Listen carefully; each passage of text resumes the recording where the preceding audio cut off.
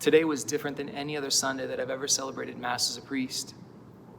Yes, Sunday is different than every other day of the week. Yes, this was Laetare Sunday, which means rejoice. That's why we wore rose vestments during the Mass. We're supposed to remember that there's rejoicing coming, that Jesus, after his suffering, will rise from the dead. It's a great reminder for us that during this time, we may be suffering, but Jesus promises that all of those who suffer with him will also be exalted with him. But that wasn't the reason that it was different for me today. After the Mass, all the priests came down here in front of the sanctuary and knelt before this altar. The seminarians with us, the servers with us. There was a felt difference today, something I'd never felt before. The difference was this.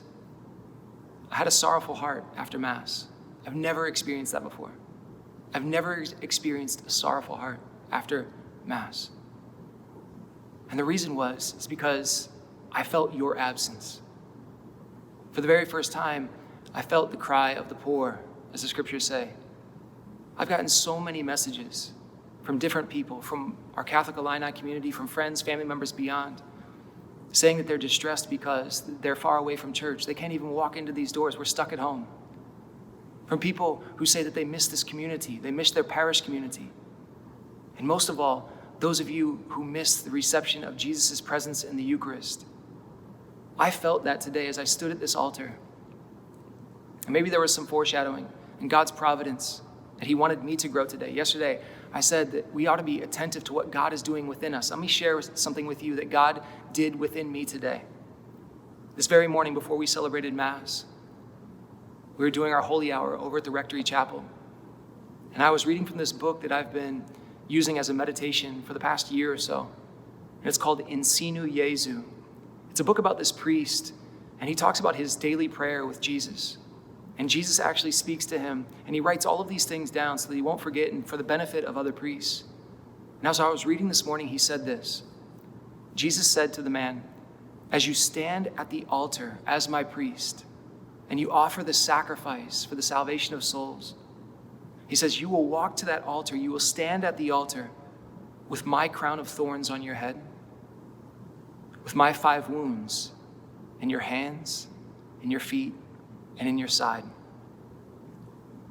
It struck me, it was profound. I didn't realize exactly what it meant until today. I felt that. I felt the 5 wounds of Christ, and maybe most of all, the wound in my side, the wound that was closest to my heart. A wound of not having the faithful here and knowing the cry of the poor.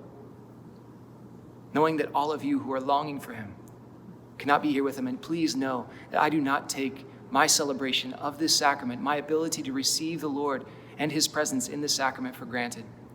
In fact, we're offering this for you. Just know that as you sit at home and as you long for this community, as you long for the Lord in the Eucharist, please know that we suffer with you.